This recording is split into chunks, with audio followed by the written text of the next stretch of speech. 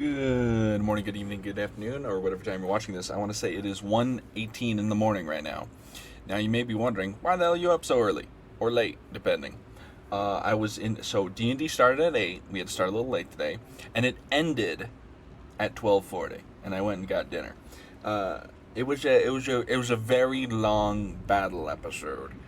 Very dangerous as well, but before we talk about that, let's talk about the build. We're just doing a classic Ogryn build. We got the Slap Shield with Thunder Strike, Confidence Strike. We have the Ripper Gun with Fire Frenzy, Cavalcade for the talents. We've got Furious, Smash 'em, Heavyweight, Linchpin, Best Defense, Big Friendly Rock, going over the grab, Slam, Loyal Protector, Valuable Defense, Big Lungs, Batter, Hard Knocks, Stay Close, Attention Seeker, pretty much all the way down here to grab all 4 stacks, Feel No Pain. As the build, let's get into a game, shall we? Alrighty. This is just a regular damnation because, as I said, it is late or early. Half glass empty, half glass full.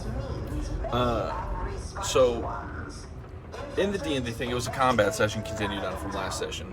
My monk had 2 key points. He used them very wisely this one.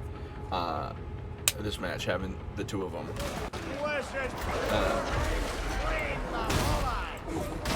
So basically, they went and fought this weather machine above the city was essentially like taken over and implemented with this like crazy, like corrupting rain that would make people go crazy. It was bad vibes rain, and they had to go stop it. First, they got to the weather machine. They fought some shark, mecha zombie robot shark things on the way, where my monk used 9 of his key points for some reason. But it was all part of the plan. Also, I had the cleric use some spells, not too many spells.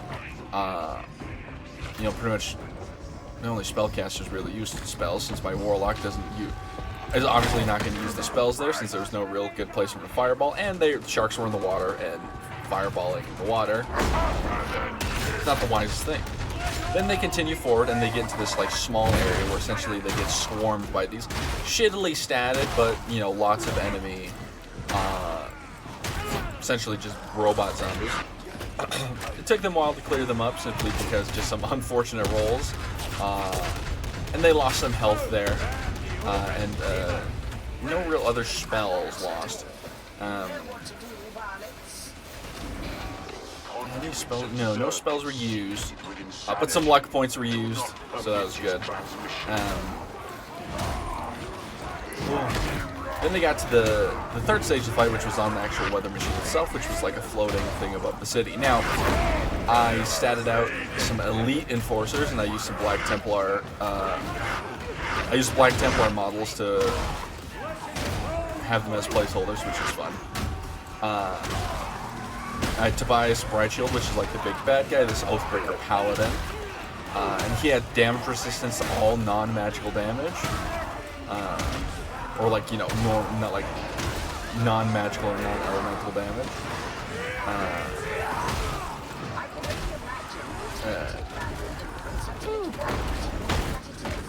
And he was pretty tanky. Then he had 3 elite enforcers. One of them had a ranged gun.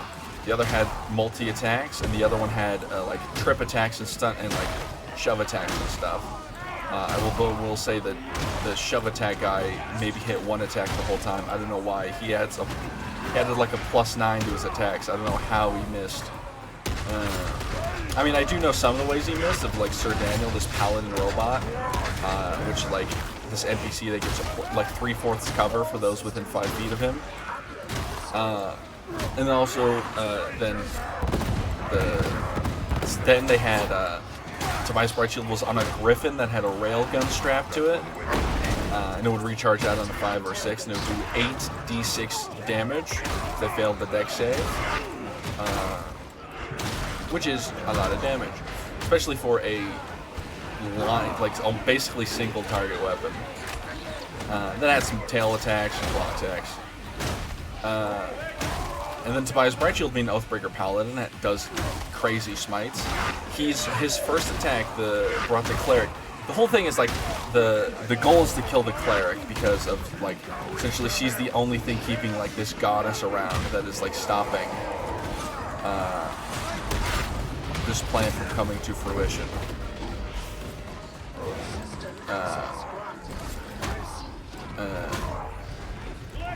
And so like obviously I had to have him like kind of like go for it to like scare the others into action. He did, in one attack, he did about 56 damage, bringing the, actually, you know what, I just remembered, that paladin had multi-attack, I completely forgot, whoops, bringing the cleric down to like 45 HP, it's like, whew, scary. Because I cast a 5th level smite. It was a wrathful smite, which did necrotic damage. Just man, a lot of cool shit happened in that game. And he was using legendary actions to like try to throw Thrasher off the edge, which Thrasher's the name of the cleric. Like into this like fall that would be like several miles. But I had that part of the plan because if the ranger was able to lock in, he would get essentially a power-up because of some stuff that happened with like a dragon soul and stuff. The context for that is a little, you know, dragons don't play by the rules. It's a cool story of them bonding with a dragon, getting some dragon powers. Another cool thing that happened is the paladin casted Crown of Madness on the warlocks. It's like, oh, the warlock has like a really high hit rate, has this really damaging melee weapon, and he's right next to Thrasher. I can have him attack Thrasher. That being said, I also could have went for the ranger, and that would have been more maybe fitting if the ranger had hit Thrasher because they're like a thing.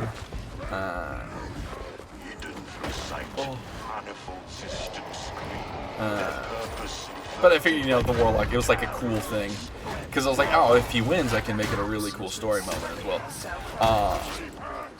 The Crown of Madness failed. He won thanks to... Oh, man. No, that was a different thing. He got it up because of AoE helped him. No, actually, he just hit it raw. He had a pretty high wisdom score for a warlock. And essentially what happened was, like, the crown starts to form, this Crown of Madness. Then, like, being the warlock, his patron is... The warlock's patron is the shadow of the former god of war. Like, as if, like, you know, the actual god's shadow, and not, like, the god itself. I know it itches. And I described it as this, like, this crown starts to form on your head as you feel the thorns dig into your scalp. And you feel this cold go over your body. It stops. And throughout the area, it booms like, it's like, oh man, what did I say? It's like, you tried to take him over, but I'm still here. And McTalis, the patron, snaps, like reaches out of the body and breaks the crown of thorns manually. Like himself, and he passed it, so it wasn't like, oh, he won it because cool. He had passed the wisdom check, a DC 18 wisdom check, and he passed it, which is a hard one to pass. But I digress. And another cool thing that happened. Now, what I intended, like, the big thing is like, oh, the ranger's gonna unlock more of his dragon abilities now, right? This is like one of his big moments that I had planned coming up, sort of.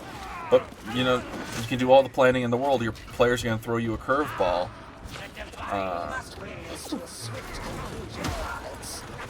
And sometimes it's just cool as hell.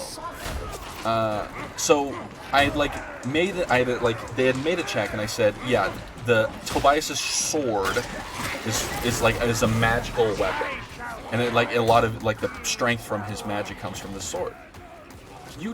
Let me up. I was like, what are you looking at me for? And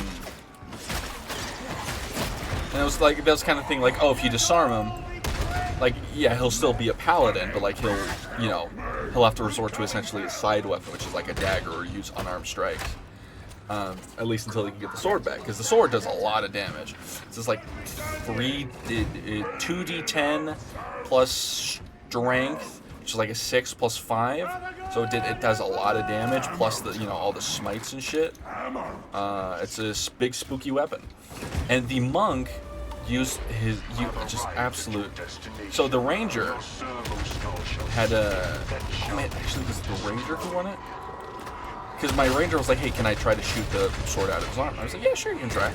I'm not gonna say no. If you want to do some cool as shit as that, hell yeah. Was it him or the monk that did it?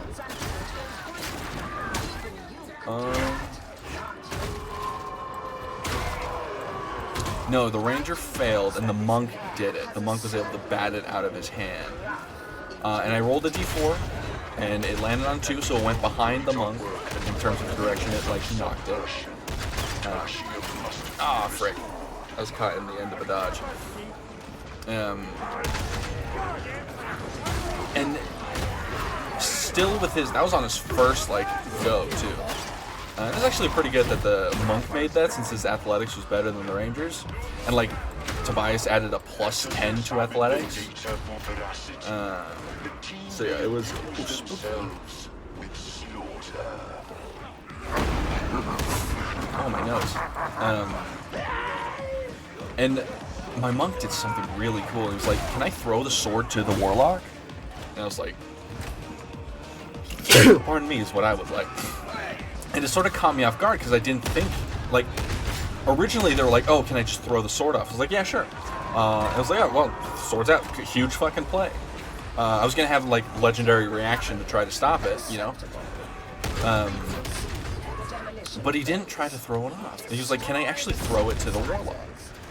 And in my head, I just knew, my brain said, you gotta let this happen. What's about to happen is gonna be so fucking sick. I don't know what's about to happen. We'll figure it out when we get there. It's gonna be cool as hell when it happens, though. Freaking. He threw it. I just had him roll a dex save to catch it, the warlock. He had DC 14, not too bad. Just catching a big sword. It wasn't a long far either. A far throw either. And he caught it, and I said, give me a charisma check. This is a warlock thing. Give me this is essentially a magic check, but using a warlock's charisma, which is their spellcasting stuff, right? And he got a 20 something. He has a plus 5 to his charisma, so it's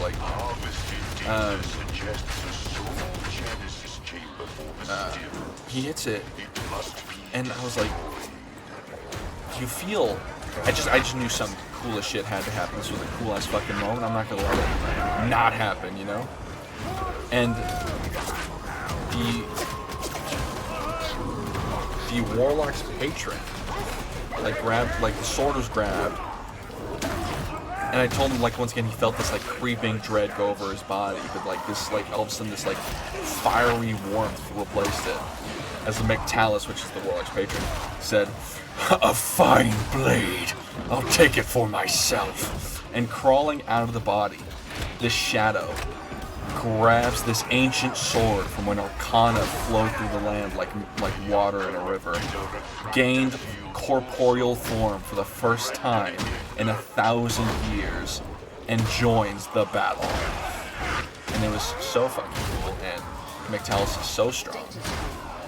And he just came in and was like, hell yeah, brother. It was so cool. Other cool moments is I had the, and Mectalus has legendary resistance. As a god's familiar, I figured it's gotta have legendary resistance in it. And that's what people are like, oh, I just kind of fucked myself with the balance. And I say, yeah, but it was cool as shit. So, quite frankly, hell yeah, brother. Anyway, the enemies keep attacking the people. Tobias dies, but shortly after the ranger gets knocked, Thrasher, his last legendary action, Thrasher does get thrown off the edge and starts falling. The ranger is revived by the artificer using a little cure on wounds piece. Cure wounds piece. And I allowed him to use his reaction, or he did part of his turn. I allowed him to use his bonus action, and reaction and stuff to essentially like dash to jump off the edge. And I said we'll resolve that. We go through. Oh, actually, before this, the Tobias Brightshield tried to use command to essentially get Thrasher to run off the edge. He would have just said like run and pointed in the direction.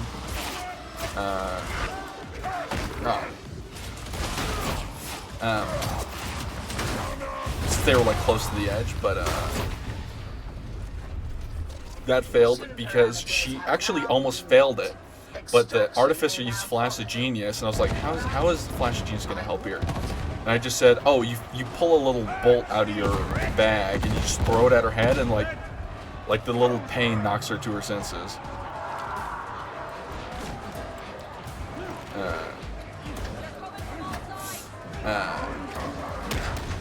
And I thought that was very funny, and that got a good chuckle out of everybody. Yeah, as they were falling, I had the Ranger make a nature check against him that he's been making like semi-frequently to like as he discovers this new like dragon self that exists within him, and like this dragon that he befriended in its death, being the one to essentially essentially to free it from its suffering, from its enslavement, by killing it.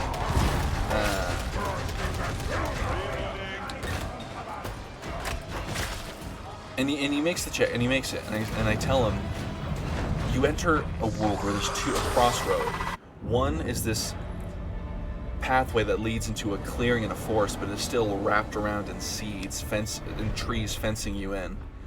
And in it is the remnants of a shattered dragon's nest. A nest that he had seen previously in a vision. And then another one where it is an open field, flowing grass, the sky is clear, you can go and run as long as you could and never have to stop. Which one do you choose? And I told him like the one feels more animalistic. You would just have to dig deeper. And he chose the one with the grass. Now if you had chosen the cage one, I would have made him roll a few more saves and he would have turned into a dragon. But he rolled the freedom one, which essentially granted him the greatest freedom anyone can ask for, the freedom of flight. He grew wings, dragon wings, and was able to save the cleric from falling. And the two bonded by sharing a kiss in that moment after being saved. And they returned and cleaned up the rest and fixed the weather machine and ended it there, because holy moly. And Thrasher, after being set down, promptly sat down, laid down, and fell asleep due to blood loss and getting the shit kicked out of her. Yeah, it was a really good session all around. Really cool stuff, man. That thing where my monk threw the sword to the warlock is going to be in my head for the rest of my life. Anyway, that's the end of the video. If you've made it this far in the video, thank you for watching. Like and subscribe. Or don't. I am not your mother. But you better brush your teeth. Now have a good one. Bye-bye.